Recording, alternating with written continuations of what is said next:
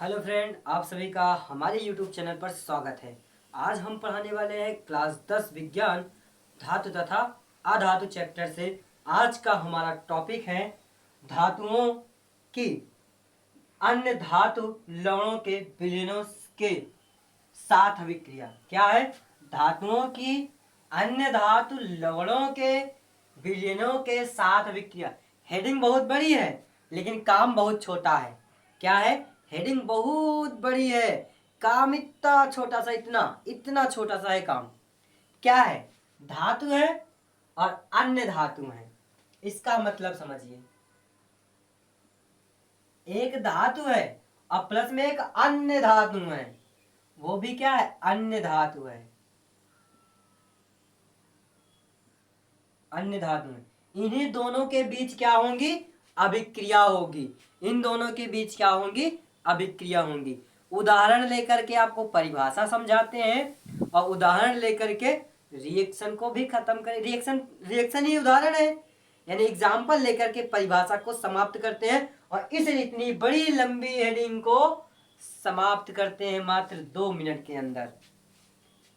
यानी समझ में आपको 2 मिनट में आ जाएगा, लेकिन जाएगा वीडियो तो लंबा। ठीक है, तो चलिए लेते हैं एग्जाम्पल।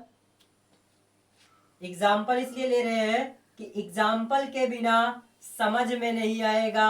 बाद में कहोगे सर समझ में नहीं आया, आपने क्या बता दिया, इतनी बड़ी हेडिंग डाल दिया और कुछ समझ में नहीं आया, सब उड़ गया।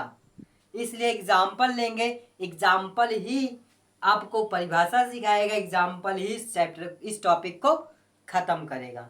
ओके, तो चलिए ले लेते हैं हम एग्जाम्पल। आयरन क्या है? Fe आयरन है।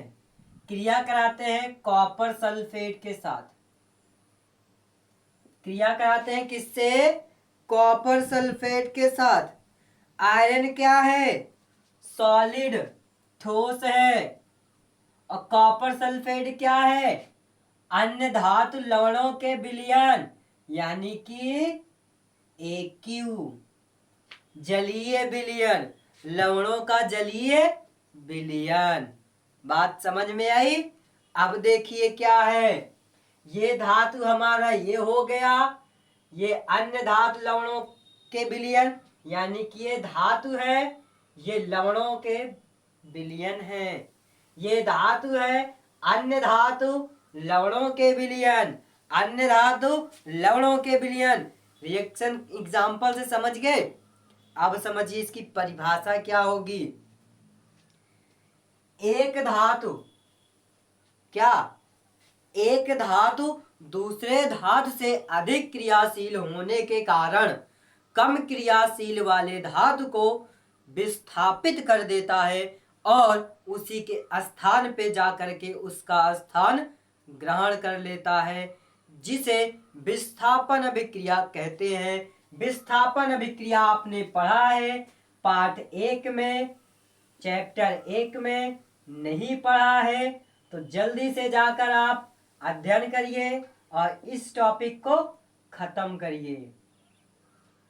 ठीक है?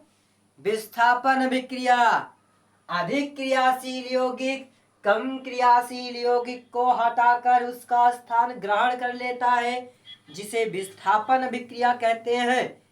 इसमें कौन अधिक क्रियाशील यौगिक है और कौन कम क्रियाशील यौगिक है, वो ध्यान दीजिए। आयरन अधिक क्रियाशील यौगिक है, कॉपर कम क्रियाशील यौगिक है। कॉपर आयरन कॉपर से अधिक क्रियाशील यौगिक है तथा कॉपर आयरन से कम क्रियाशील यौगिक है, इसलिए विस्थापित हो जाता है। क्या कंफ्यूज हो गए ना? कंफ्यूजन को दूर करिए और समझने की बात करिए। क्या आयरन कॉपर से अधिक क्रियाशील यौगिक है? अब उसी का उल्टा देखिए, कॉपर आयरन से कम क्रियाशील यौगिक है, इसलिए आयरन कॉपर को विस्थापित कर देता है। फिर कंफ्यूज हो गए ना? ध्यान से समझो, आयरन कॉपर से अधिक क्रियाशील यौगिक है। क्या है? अधिक क्रियाशील यौगिक है, परंतु कॉपर आयरन से कम क्रियाशील है। उल्टा चल रहे, सीधा जाएंगे तो अधिक कहेंगे, अधिक क्रियाशील, ठीक है, अधिक क्रियाशील। पीछे आएंगे तो कम, कम क्रियाशील। समझ गए कैसे? आयरन कॉपर से अधिक क्रियाशील यौगिक है, परंतु कॉपर आयरन से कम क्रियाशील यौगिक है, इसलिए आयरन कॉपर को विस्थापित कर देता है। कैसे? बना लेगा Fe, आयरन, आयरन जो है सल्फेट के साथ चला जाएगा, आयरन सल्फेट, और प्लस में कॉपर निकल जाएगा। कॉपर निकल गया ना, विस्थापित हो गया। विस्थापन अभिक्रिया आपको समझ में आ गया। विस्थापन अभिक्रिया आएगा तो धातुओं की अन्य धातु लवणों के विलयनों के साथ अभिक्रिया समझ में आ गया होगा। अब हम बताएंगे इसके आगे सक्रियता श्रेणी। सक्रियता श्रेणी भी बहुत ही इजी है, इसी में हम खत्म कर देते हैं, लेकिन एक आध एग्जाम्पल और ले लेते हैं। ठीक है, अब लेते हैं हम, अब क्या लेते हैं, इसका आयरन सल्फेट जिंक से क्रिया कराते हैं। पहला एग्जाम्पल। दूसरा, जिंक से करेंगे आयरन सल्फेट के साथ। तो अब आयरन क्या है, जिंक से कम क्रियाशील यौगिक है, और जिंक क्या है, आयरन से अधिक क्रियाशील यौगिक है, इसलिए विस्थापित कर देगा। तो बना लेगा जिंक सल्फेट प्लस में Fe, आयरन बाहर निकल जाएगा। तो विस्थापन अभिक्रिया लग रही है ना? अगर नहीं पढ़े हैं तो पढ़ लीजिए। ठीक है, अब हम बताएंगे सक्रियता श्रेणी। इसकी परिभाषा कैसे लिखेंगे, इस टॉपिक का, सक्रियता श्रेणी का नहीं, इस टॉपिक की परिभाषा ध्यान से सुनिए। अधिक विस्थापन अभिक्रिया याद है ना, वही परिभाषा लाकर लिख दो और थोड़ा सा पॉइंट बढ़ा दो। क्या?